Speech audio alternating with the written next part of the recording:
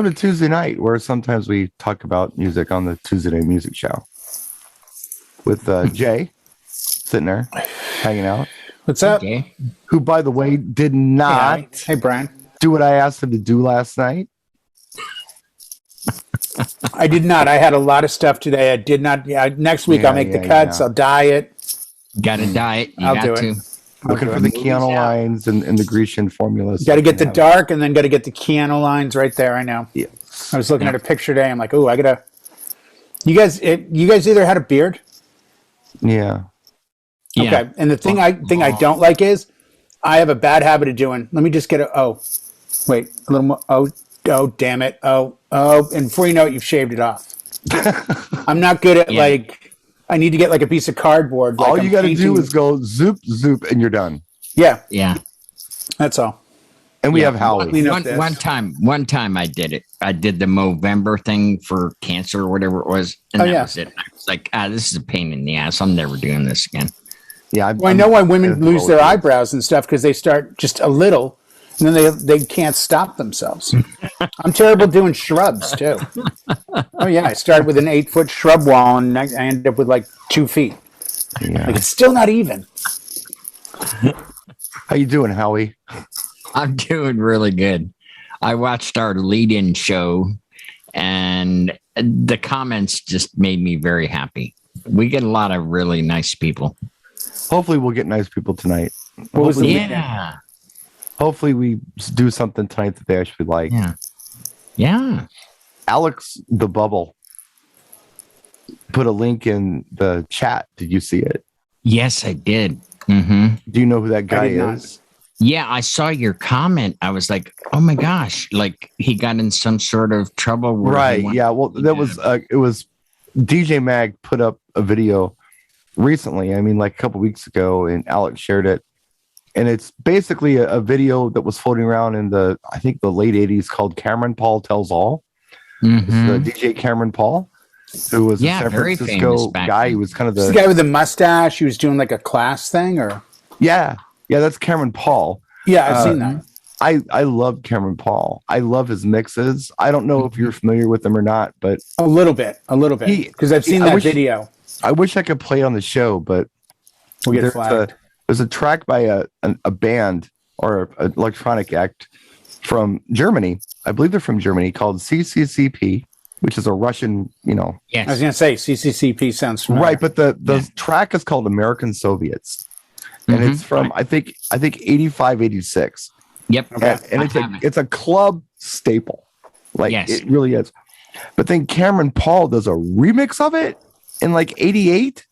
Oh my gosh, it's a different track and it's relevant. And I played the Cameron Paul remix of American Soviets probably through the mid 90s as like a relevant club track.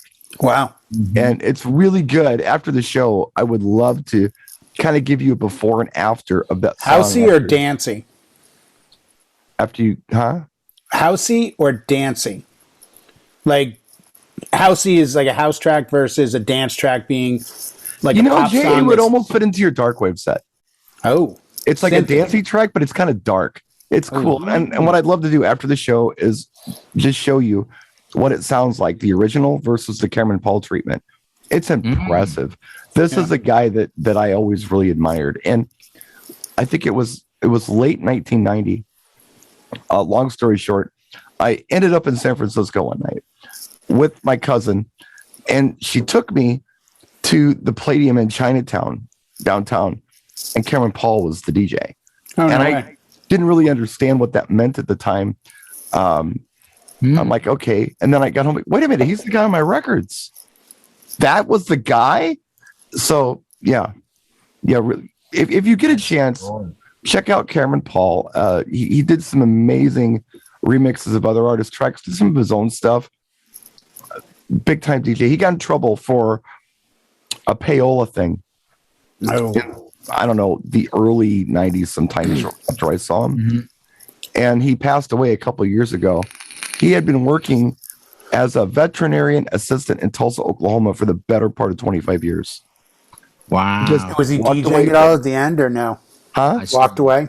He has walked away from it, moved to Tulsa, Oklahoma, and became a veterinary assistant.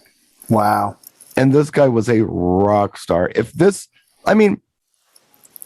DJs weren't like a thing then, and remixers weren't a thing then. But if they were, this would have been Calvin Harris. Wow. This would have been Zed or just somebody huge, or it would have been Fatboy Slim or something like that. The guy was just that good. So if you don't know who Cameron Paul is, I urge you guys to look him up and check look it out. up. I'm looking forward to the after party. Yeah, I'd like to play that. To turn you guys on to some of his work because it's really good. It's really good. Maybe he got too old. Maybe he just walked away. Well, he died of cancer. From DJing. He aged probably. No, he said he got caught up in the payola thing and he couldn't get work. So Jay's poking the badger. We've had a bit of a disagreement on this. And I'm standing my ground on it. Jay's standing his ground. It's an unmovable force meets an unmovable force. I don't even know what's worth talking about. It's not. It's not. Not. Skip. Yep. Yeah, no, he got the DJ Times thing was, I think, where I first heard of him, and I did a little deep dive on him. He had some great material. Oh, yeah. Mm-hmm. Yeah, and like you say, had it been today, he would have been huge. Oh, yeah. Yeah. I mean, he was all over Clubland. And the cool thing about it was you heard him in house clubs, you heard him in hip-hop clubs, you heard him in freestyle clubs. He wasn't like this pigeonholed guy for dance music. He was all over the place. He seemed really intelligent about it. There's a video of him. I think it's like what we would call like the old guitar licks, where they would take famous guitar players. That's the video I was talking about. Cameron Paul Tells All. Yeah. Yeah. Mm-hmm. And it's great the way he explains things, how depth of knowledge he had as far as music is concerned. Yeah. He knew his stuff. He was innovative. He produced a lot of artists and a lot of tracks. And he didn't look like it though. Well, he had that 80s kind of like bit of a mullet with the mustache and the like silky kind of vibe. Yeah. Oh yeah. He was very 1985. He was shopping at Tello's. He was very 1985. Yeah. But he was so good. When Oak Tree was closed, he would roll over to Tello's. Yeah. I mean, you think of the song Diamond Girl by Nice and Wild and you picture his face. Yeah. Totally. And an IROC Camaro, Yep. So. And when he gets in, one more button gets undone. Gotta let that chest hair dry off. He's wearing a brooch, they had those. Yeah. Middle of the day. Polo. What are you doing with a bolo? Polos. Yeah. Yeah. Why you got a bolo tie on? It's 2 p.m. My joint, man. It's my joint. This is my fly walk-aware. Oh, okay. It is. Okay. I got you. The man probably lived in Z cabs, but yeah. Oh yeah. No, don't let the looks deceive you. The dude is good. The dude was solid. He was super good. Solid. Super good. Just a DJ. Just one of us. I don't think we know our history the way we should. Well, you're the one that said there's so much music out there, we're never going to get to hear it all. And how unfortunate it is that there's so much good music out there. I think that's very sad that there's all this good music out there. It's depressing. We talked about this at the end of the year, our last show, which should air sometime around July 4th. Arbor Day. About every show bringing up something. So maybe this is the start of the new year. Maybe Cameron Paul is our first artist or first reference, and then next week we do another. And because we could rattle off 20 names of people that most DJs that I know, if they're not into that club scene, house scene, aren't aware of. Well, and Cameron was actually very mainstream. But yeah, I mean, that's the way I knew him. Yeah, but if you ask 100 DJs at a Mobile Beat or DJ Expo, how many of them do you think know who Cameron Paul is? The old guys would know. You have a point there. Yeah. Yeah. Or David Mancuso. The old guys would know. I mean, right, they would. No, it's you have to know David Mancuso. I mean, I'm thinking. Well, I think you'd be surprised. You'd be surprised. The dirty secret is I turned Jay on to David Mancuso. No, he did, and I ended up watching a big documentary on him, and then because I'd just gotten into Larry Levan, and I'd gotten a Larry Levan remix with Inner Life and Jocelyn Brown doing Ain't No Mountain High Enough, and I played it like probably 2010, 11 on New Year's Eve at the gay hotel where I did the New Year's Eve parties in San Diego, and the room erupted. And it was after that I talked to Brian. He's like, "Oh, Dave Mancuso." I'm like, "Who?" and I didn't know who he was. The name didn't ring a bell with me. I have the unfair advantage. You were there. I worked in New York, Yeah, so you were downtown too. Yeah. Where the loft was. His name was all over. So, well, Jay was asking about some stuff, and I loaned him a book that I never saw again called "Last Night a DJ Saved My Life," the story of the DJ. It's always close to my heart, Brian. Just so you know, it's being well cared for. Should have signed that thing. It's in the same shape. Someday you'll get it back in the same shape. Yeah. I'll hold my breath. You know what? I'll tell you what. I'll make a deal with you. When I do return it, I'll give you my copy of Adventures in Clubland. Okay, but You familiar with this read? no, I'm not. that's a good. This goes back to England, and to show you how insanely old this is, here is a picture. I think that's definitely Larry Levan. Right. And I believe there is a very young. Up here, the blurry photo where my finger is. That's Paul Oakenfold. Oh, geez. Oh yeah, this is like Hacienda days. Wow. Oh yeah, no, this is a good read too, and it's So tell us more about it, Jay, since we're on the music show. Recommend this book to others. Adventures in Wonderland. It's a decade of club culture, and it goes back, and it's really that kind of So late. what is it, 80 to 90 kind of thing? More like mid 80 to mid 90, Okay. like kind of where New York started coming up, the warehouse days. It kind of really covers all of that stuff. It's sort of like starts with the Frankie Knuckles with Larry Levan as a friend in New York, and then That was early 70s. Does it cover the club kids thing? Remember Not the really. Club kids? Not really. Not in those there ones. was a Not the murder or the something? weird ones. No, it's really more of the DJ perspective. Right. The DJ perspective okay. stuff is the stuff I like too. And that's what the book I loaned you was all about too. Yeah, which starts with like the French discos. Shakers. It goes back to like the Shakers and stuff. Just weird. Like there was a Shaker thing going on in Waukesha here. I mean, that was a thing. And they talk about storytellers and you look at how much culture changes. I used to do tea parties on Sundays, which back in Boston, when I was living there, everyone knew about Provincetown, which is a huge gay mecca, and they would have Sunday tea parties or tea dances. okay. And tea dances would run like noon to 4, 1 to 4, 1 to 3, somewhere in the afternoon. It would really be more for people that had a great time Saturday night, go out the next day, have a little food, dance and party, and then get home early enough to get a good night's sleep on Sunday. That's cool. Oh, I like So it became like a staple in the gay community of clubs where I knew. And I talked to one of my clients. I had 2 grooms last year, and I remember saying to them something about, sort of like a tea dance. They're like, what? I'm like, a tea dance on like Sundays. They're like, I've never heard of that. I'm like, they don't do that anymore? And they're on their phones looking it up, and they're looking at each other like, how did we not know about this?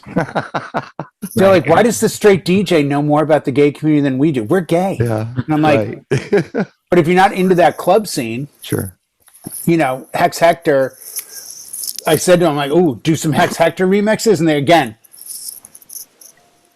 And I'm like, we'll just do some new stuff. Everybody's different on it. This is more for where DJs kind of came from and where, not the origins of music as much as the origins of how a DJ would find his way through that 80s, 90s period. No, when I loaned you that book, I did it because I really felt like that the perspective would be helpful for you. And was I right? Yes. Yeah. But I like knowing the history. I like knowing about Robert Johnson. I don't like and years and years and years ago, I read a great article where Robin Trower, the guitar player, said, if you want to learn how to play guitar, don't listen to me. Right. Listen to what I listen to. Find out who I like.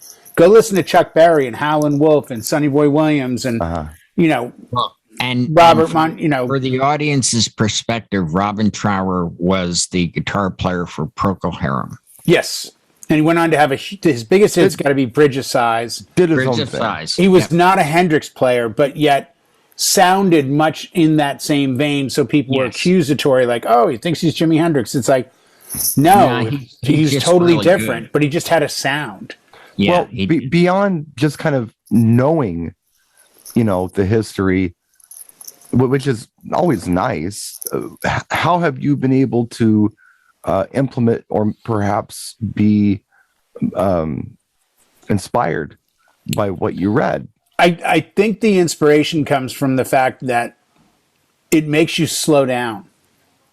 And what I mean is it makes you think deeper about the music, because you read things like you take for granted right now that I can get on my computer and I can pretty much find any song I want, Right? any generation, Sure. any period, any remix. Let me get a mashup of it. Let me just download an instrumental of it. This was a time when you only had one format and you had to make that work. Yeah. And, you know, the days of DJs even realizing, well, what if I have 2 records and I go back and forth and I can extend the song out?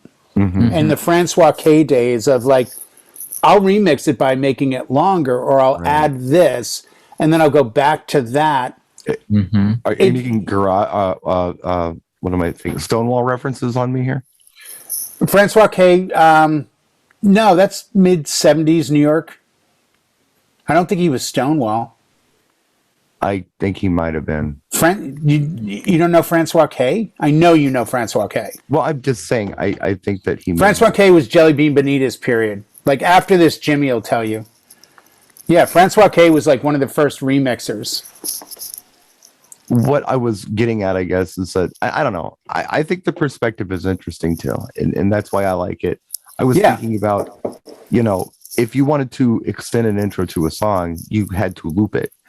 And to loop it, you need 2 copies of something, and to make a transition from one song to the next song that you were looping, you needed a 3rd deck to do this. Right. And that was like you're juggling 3 tracks and trying to keep the beat right. That's hard. It's not impossible. You can do it. It's not, you know, voodoo or supernatural. It just takes a lot of practice and a lot of just concentration on what you're doing. Right. And I remember when I first got Serato, the first thing I thought to myself is, I don't need 2 copies of anything anymore. Right. Because I can just drag and drop the same copy in deck 1 and deck 2 and make a loop. Yeah. That's amazing. Or then you hit a button and it just makes the loop. Exactly. And that's what I'm saying. I mean, you know, the next version of it, whatever, I guess, like, what is this in out loop button? Oh my God. Yeah. All you have to do is hit this button to make it happen. And you can make it 1 bar, 2 bars, 4 bars, 8 bars, 16. You can do whatever you want. Whoa. This is magical. I've worked with DJs with Rekordbox, and I won't name names because they're well known DJs. And they're looking at me and I'm trying to explain, you know, the setups on everything, and like, what's the cue button? What's this all about? These are never played on CDJ vinyl, guys. Right. Like, what am I doing with this? I'm like, you know, where you're setting your hot cue. Like, and they didn't get it because it was not in the realm of what they did as DJs. Okay. They were record players. Sure. They only played vinyl. And it was like, wait a second, I can set this up ahead of time? Because then you see their creative juices start flowing, and they were like, oh, I would totally do this. And I don't know if you guys remember, you know, people play a track now with hot cues on it. You can have like 8, 16 cues, you know, you can go to town, memory points, you can go ballistic. When I first got my CDJs, they had 3 hot cue buttons that I could set on 3 different songs.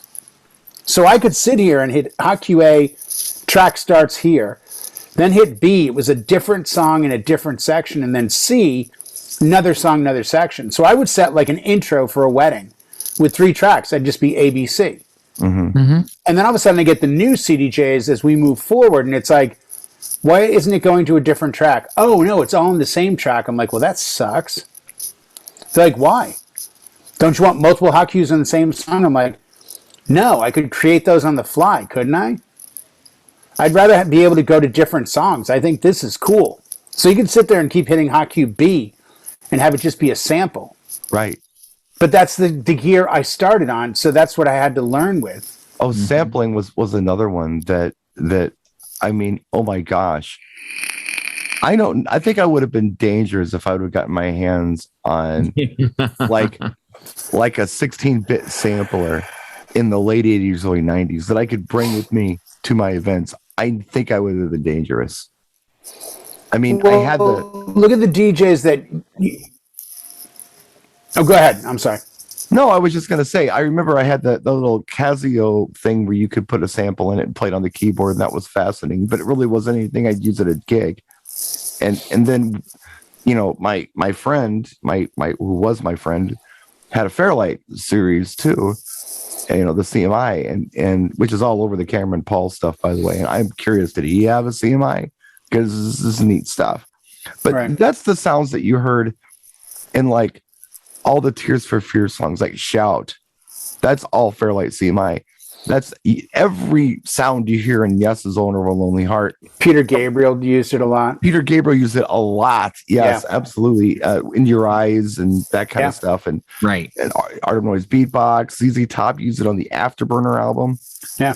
Pet Shop Boys used it. Well, actually, I don't know that the Pet Shop Boys used it, but Bobby Orlando used it when he did the original 1984 version of West End Girls. And EMI left it in when they did their rendition of it, which, by the way, I think was brilliant. I love what EMI did with that track.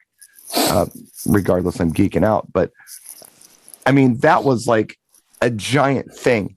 And it was too valuable to bring out to gigs to just trigger something. Right. I just had a cool little... And it was 8-bit. But it would have been really cool to have something I could just record on and drive. Oh, God, I would have been dangerous. I'd have just been an idiot with that thing. I know I would have been if I had that tech. And now everyone has it. And they may not even realize they have it, but it's there. Have you ever messed with the RMX 1000 or the EFX 500? No. Pioneer mix? No. The EFX 500 was big. Like, it's huge with certain DJs along the way. And then it got upgraded. But then we came out with the RMX 1000, and it had different knobs as well as build-up and breakdown effects, as well as a sampler that you could do as a drum sample. So you could have a clap. So you could tap a clap on beat, quantized, and it would stick. Right. So if you're playing a track, you could suddenly have a clap come in whenever you wanted, or a kick, hi-hat, whatever. But one of the things it had was the ability to kill different frequencies. So you look at me and say, well, Jay would never use this to any great talent. I used it for like a solid summer where I was using a 700 that had send return. I don't think I played one song straight. I think every song I played, I would start chopping like the mids out. And I would start giving a roll to the low. And I just had because people would come up inevitably on my T-Dance and different party sets, be like, man, what version was that? I'm like, oh, that's just the regular version. Really? But I've never heard it do that stutter thing. Right. I'm like, oh, that was just me. I turned this knob and I did this. And I'm not the creative guy. So when you look You are the creative guy. What are you talking about? But I don't think of it in musically that way until I got it in front of me. But this is the thing about music. When you read the old books about where things came from, it's almost like saying, you know, take a caveman and put him in today's society. What would he think? Right. Because the technology has expanded so far, so fast. And things have gotten so crazy now with technology. I mean, there's a great documentary on Martin Garrix, how he went from a mobile DJ and started doing his own tracks to 2 years later headlining at Ultra. And it's like, wait, what just happened? Right. Like, that's how quickly things can change in that realm. Avicii had the same sort of, you know, break. These things just change very quickly because music is so accessible. Right. If I could circle back to the Tea Party thing. Yeah. I had my experience with that because, you know, $20 is $20. Well, no, I did the you know, Max's Kansas City, but that was nighttime. But I would go in the city early, and I would go into Washington Square Park, and there would be a whole group of guys, and they might only own 1200 each, but there might be 3 or 4 of them on the table. Right. And they would set these up, and I would be in awe. My jaw would be open. I'm like, my God, these guys are really talented doing really different stuff. And then I'm like, oh shit, I got to go, time to set up, but that was, to me, was amazing. These guys were like taking consumer grade stuff and killing it in the park. And they had a huge crowd around them, and it was mesmerizing. You know who did that? I saw it. I was a part of it. Was it the very first Practice and Enjoy? We did that. It was Rich Martinez, Al Martin, and what was that cat's name? His name is Brian. I can't remember his last name, but he was like this big DJ in Milwaukee for a long time. And then I was on the other deck. I was like the guy who shouldn't have been up there, but they were throwing stuff to each other. It was so cool. We were finishing each other's sentences. Yes. We each had 2 decks. Wow. And one guy had like a video rig, and one guy had 1200s, and one guy had, like a Denon 4500 or 4000 or whatever it was. We were just throwing it back and forth. It was so much fun. It was like tag team DJing. I was mesmerized, honest to God. I was it was cool. I know Howie my thoughts at the time were, I don't think I could ever learn to do that. I'm going to do what I do best, and do lights and sound. You could do it. You could do it. You could figure it out. But it's time, the passion. I was mesmerized. You see the passion from the old days, and I'm old enough to remember when things were different and things were not, you didn't have access to everything that you have now. And I think we take for granted that. There's a great documentary. It's on YouTube. I believe it's called like New York 77. And it's the summer of 77. So you have Son of Sam, you have the blackout, you have all this craziness. Yep. Well, in the middle of it, you have DJs. Yeah. Mm-hmm. Like the early African Bambaataa battles in the park. And these guys would have to get as many extension cords as they could find. Yeah. As they could, yeah. Hook them up illegally into a light post. Yeah, you'd take the bottom piece off with the special, security screwdriver and tap into the power. That was the South Bronx thing they were doing. But you look at that, and I'm almost envious. Like, man, like you got up that morning and said, I got this piece of vinyl, and I'm going to rock the world with it. I wish I'd been around for that period, because I get excited to do a gig, but I'm not very often excited to the level of like, I have something. Like those New Year's Eve parties, I used to download music for those that I'd be like, oh, I cannot wait to drop this. People are going to go nuts. And I got a little taste of it. But the work that people had to put in, carrying. I mean, my first amp was a Precedent AB900. That thing weighed like 18,000 pounds. It was like me and a small kid trying to carry it. Then you get 2 PV 15-inch Black Widows with the horns on top. I mean, it was a work. You had to earn your pay those days. They called them, I think it was the Jamaican sound system. It was something they were using over there, and then they brought it here. And when you said Black Widows, I was like, oh my God. Everybody was replacing the 15s with Black Widows. Oh, yeah, because they sounded so good. Yeah. They were so heavy.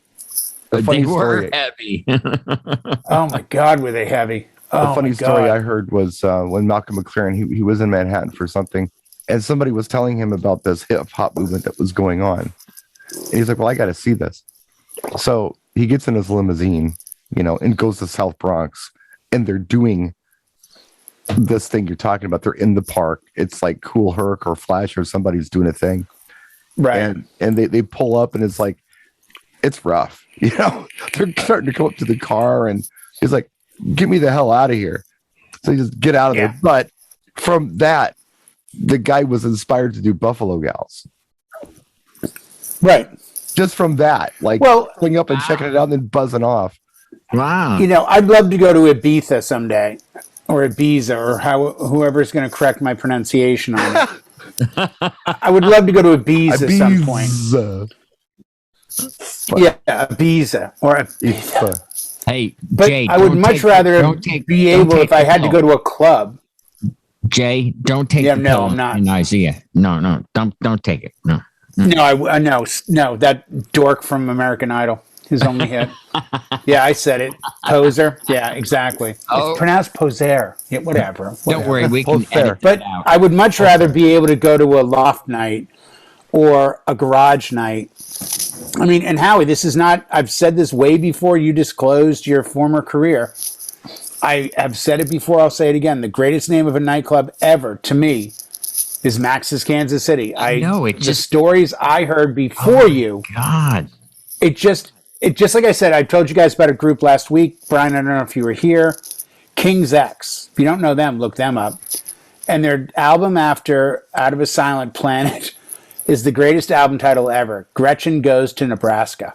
I mean, there you go. Wow. What's the name of the album, guys? Gretchen Goes to Nebraska. How can you forget that? Yeah. That's my point. Came out in like 79, 80. I still remember it because it's like, what's the album title? Gretchen Goes to Nebraska. Got it. Yeah. I mean, I think what people mistaken sometimes is when we reminisce about old music and old days, they view it as, oh, boomers talking about the old days. It was so much better. It's not a comparative point to today. No. The issue was there was a desire and a passion and a level of love that music was delivered to you in small doses on not a steady diet. So when you received it, you ate it with enjoyment. You loved it. You listened to it like you couldn't tear yourself away if there was a fire. Yeah. Today, I can rip through Billboard's charts and judge all of this artistic work in a blink of an eye. You know, you make a good point there. Back then. You know, we could go to a fast food restaurant and be out of there in 10 minutes, or we could be at a nice restaurant and have a 4-hour meal and really savor Music it. was a meal. That's a great comparison. Great analogy, great metaphor. That. Music was a meal, and you enjoyed it. And it's the difference between saying, you know what, I want this, but I want it with this on the side, and I don't want it with the artichoke. I want it with something else instead. No, you go into the restaurant, you say things like, you know what, let the chef just cook something cool for me. Exactly. Yeah. Yeah. I had a guy who was a road manager for Bad Company. I think I've told this. Beggar's Banquet, Harvard Square. This would have been 1979, 1980. And they sold used records. And when I found them, I'm like... I thought it was Harvard. Harvard, yeah. Harvard. Drop all the I's. And I would walk in there, and the first time I found out about it, like, hey, have you been to Beggar's Banquet? I'm like, no. Oh, they sell used records. I'm like, wait, what? I don't have to pay $19? Where is this place? Went there, and I went up to the counter. I'll never forget. I walk up to the counter, and I had, like, Kiss Destroyer. Or no, Kiss Love Gun, because I'd already gotten Destroyer. So I had Kiss Love Gun, like Ted Nugent, Cat Scratch Fever, and something else. And the guy behind the counter looks at me and goes, you like this stuff? I said, yeah, it's great. Why? I was like 15. He's like... Challenging the kid. He goes, what do you like about it? I said, I play guitar. I like the guitar. He goes, oh, you like guitar? All right, I'll tell you what. I'll make a deal with you. I'll replace these albums with 3 other albums. You take them, same price. If you don't like them, you come back tomorrow, and I'll give you these albums. Okay. He gave me Derek and the Dominoes Anthology. Ooh. The Yardbirds, Greatest Hits. Ooh. And Sun Seals, Live and Burning in Chicago. Wow. And I went home, and I don't want to offend anybody on this, but the only thing I can akin the feeling to when I dropped the needle on all this music was the first time I saw a Playboy magazine. It was that same sensation of, ooh, Yardbirds. I'm like, wait a second. They're covering Aerosmith with Train Kept Rolling? What is this? And then I turn it over and I go, who are these guitar players? Are these unknowns? Eric Clapton, Jimmy Page, Jeff Beck. Jeff Beck, yeah. Mm-hmm. And I mean, Shape of Things to Come. Like, Oh my God. If I Literally could- next day, go back in, had gotten like $5 from mowing a lawn. Walk in, I'm like, what else you More. got? And then you got me Jeff Beck Truth or something. I'm like, shoot home, drop the needle, because we've ended as lovers. And I'm like, my life is different now. Yeah, Bobby. I don't even know his last name, but he told me he was a former tour manager for Bad Company. And even then, he didn't turn me on to like, because I'm like, oh yeah, I've got Desolation Angels, which was the newest like rock and roll fantasy Bad Company. He goes, yeah, but do you have Bad Company? I'm like, no. Oh, here, no, you got to get this and Seagull. I'm like, really? What's that? Like, that's the way music was delivered to me. There was nowhere else to go. I could read Rolling Stone. I could read Circus, Hit Parade, Cream. But you got to understand from a music lover's standpoint, the thing we loved the most was almost elusive. You had to search it out. Well, If you know, to bring it back, I mean, I know exactly what you're saying. It's a matter of accessibility, and it's a matter of distractions or lack thereof. So if you think about, somebody who's, even 30 now, what do they got? They got all this stuff on the internet to look at. They've got video games. They've got social media. There's all these things to distract them. When we were young, there wasn't a lot. now Or TV channels, and usually it was soap operas or the news or some bullshit golf going on a Saturday. So what do you? But it made it better because you had to find things and you put in the effort and entertain yourself with something. I grew. I It mean, was always music. I would drive 20 miles to a record store. When I ended up getting my license, there was a place that sold a lot of metal albums, and I'm like, they had a lot of imports. I would end up driving like 20 miles and felt like I was king of the friggin' world because I'd come home with like the import version of something and I didn't know anyone that had it, but I heard it on like a 2 a.m. radio show that I had to like wake up for, and the guy's playing only Euro stuff, and I'm like, wait, what is this? I've never heard of Iron Maiden before. Who are these people? You needed a big brother growing up. You just missed out. I didn't have that though, Brian. And you needed it. No, I didn't. So that's the thing. So I had to do that journey. But like I've said, the memories that'll go to the grave with me, sitting on Pilgrim Road in Belmont, putting on the headphones in a dark room, reaching over, lifting the dust cover of a one-piece, I don't even remember the manufacturer, but it was receiver. The bottom was like the brown covered with the speaker and then the turntable, and dropping the needle on Carry On the Wayward Son in the pitch black of my room and hearing it when there's no other sensation in the room, no sight, no taste, no smell, and everything is focused on the all I need auditory. is the air that I breathe and to love you. And it's just, you sit there and you feel your head just go somewhere, and you're like, I love that. wow, music is as strong as any drug. It's as strong as love and hate. Yeah. And it won't destroy me along the way. It won't turn on me. It won't defriend me. I have a prediction. John's going to call this show Old Men Reminisce About Old Stuff. You know, great. Oh, so you're set the tone with your damn video now. To bring it back around, I did want to just point this out. Okay. Like I had said earlier, and I think it kind of, we said it in a way where we just kind of like, passed over. Yeah, it makes a difference, the distractions that you have and the options that you have. The fewer options you have, you're going to find something and you're going to go with it. So I have to exercise empathy with newer DJs, with younger DJs who have these distractions, yet they still choose DJing. Right. That's pretty cool. They could be doing a lot of things. It is. I've got a nephew, and of course I've known his whole life, and I know the kind of kid he is. And he had quite a few options growing up. He could have done a lot of things. His mother and father are avid hot rodders, my sister and my brother-in-law.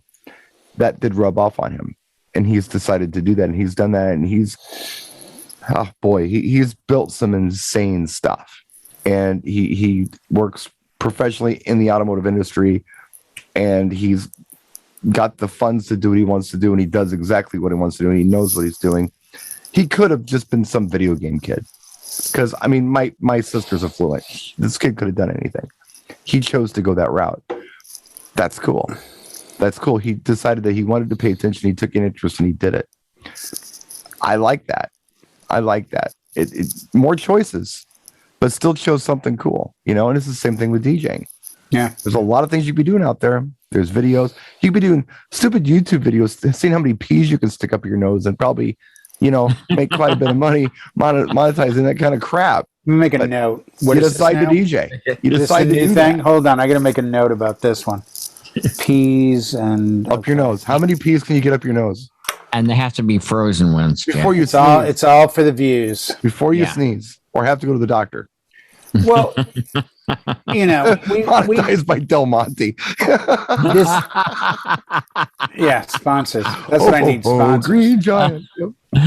Thank you, John. That was good. I think you need to sometimes, as we've often said, you need to learn the history. If not, and it's not an issue of if you don't know it, you're destined to, you know, repeat it.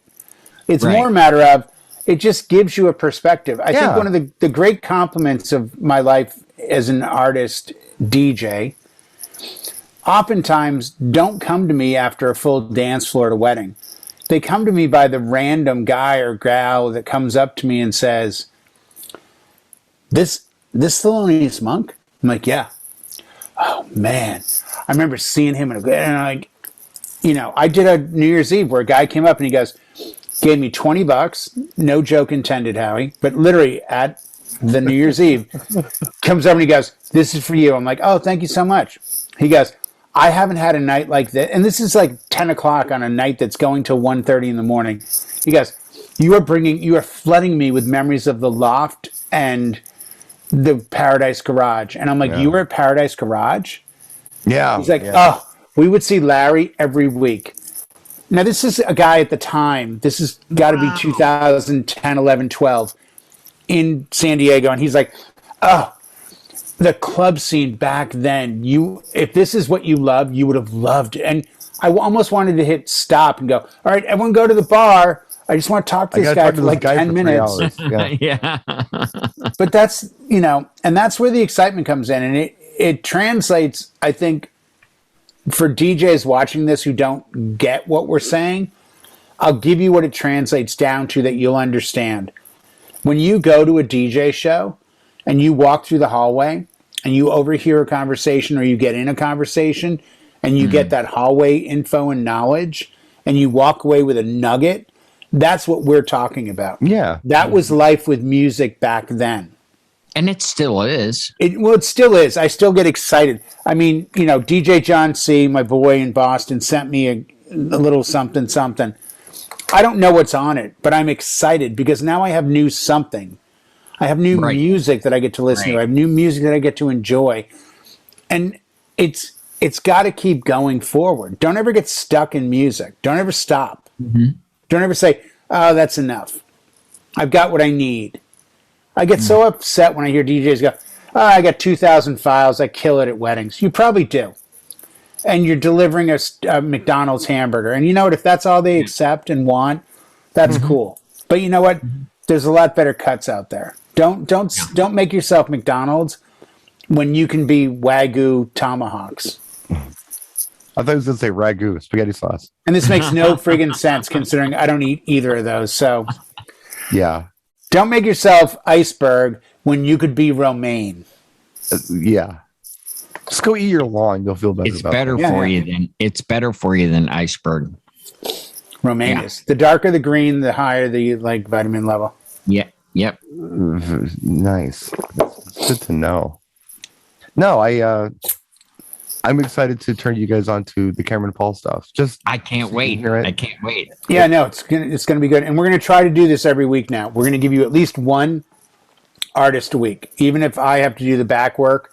I'm fine with it. We're gonna give you at least one artist, one name every show we do for the rest of 2022 that you can then go back to and say, "Ooh, I didn't know about this." He was a friend. Let me share something with you. You go ahead, fill time for like 30 seconds. I'll be right back. I got a long time to talk, Brian. I don't know if I really have anything I could come up with. I don't think you could fill 30 seconds, Jay. 30 my seconds. God. 30 seconds. Man. Is a long time. So, were you in the city when Estonia Hotel was like the big thing, or Ansonia? Yeah. Were you there like the bathhouse days or Plato's days, or after? No, after. I was way After too young. both? But I remember reading about it in Playboy. Oh yeah. Well, it's like that's the Bette was like- Midler, Barry Manilow, But it creeped and me out. Frankie a little. Knuckles. Frankie Knuckles DJ'd there, Yeah. Well, Yeah. And Bette Midler played there. and Barry Manilow was her Barry her Manilow pianist. was her pianist. Yeah. Mm-hmm. But yeah, I mean, I remember hearing about. I was old enough. I mean, I was 13, 14 when Plato's was running around, and I just remember being like, "You got to be kidding me!" And then by the time they got closed, I'm old enough to go, but didn't go because I was in Boston, and it's like I really don't want to go. But there was a certain. Yeah, see, I missed a lot. We didn't have the internet, everybody. Don't judge. Don't start judging. No, well, I missed. I said this before. I missed Times a lot Square of it was because not a good I was place. working When I see 6-7 nights a week, so I Right. didn't get to, and I was at. You didn't have Max. time. Yeah, when I see these people with Times Square for the ball drop and everything's clean and Disney, I'm like, dude, Ooh, 25 years ago, you couldn't stand there. So what I have like here it. in my hand, I like the these T-shirt are too. DJ specific tools that Cameron Paul produced. These aren't No tracks. kidding. These are Wow. DJ tools. So let me show you what I'm talking about. Just set this down. And I know I have more. Don't you just love it? Like you bring up a random artist and he goes, "Oh, I'll be right back." With Yeah, about I'll be right 50 back. albums." So yeah. So this 50 is albums. a series that he did called Cameron Paul's Loops. And I've got, I think, volume 1 through 10. 10 classic funky beats, bass lines, and music to rap and mix with. So these are DJ tools here. I got a bunch of these. Wow. And then they go in colors and stuff. All courtesy of the late, great Mike Guy. Oh, this was part of his collection? Well, most of it was. Some of it I had already. Oh, here we go. Cameron Paul's Beats and Pieces, kind of more of the same kind of stuff. But these were things that DJs had. And this wasn't like hit records. These were things that he put together. Are these like minute tracks? They're loops. And let's see. Low and slow, 100 BPM, 3 minutes, 16 seconds. Okay. 900 beats, 110 BPM, 2 minutes, 46 seconds. I mean, looks like a lot of the stuff is between 250 and 320 on here. Wow. And then he's got little scratch things too. Now there he is on the back. This is the picture of the guy. Yeah, he did not look like what he does. He looked like a Coke dealer in the 80s. I'm sorry. Yeah, with the gold girl. Yeah, no. Yeah. Miami Vice was calling him going, "You're sure you're not a dealer?" No, I'm not. I'm a DJ. Yep, this was what white guys look like before Vanilla Ice, pretty much. Yes. And these are mixes. These are fun. I mean, there's a lot of different kinds of stuff on here. Several tracks. These are like the wah samples and the pump it up and all that stuff. I have a whole bunch of these too.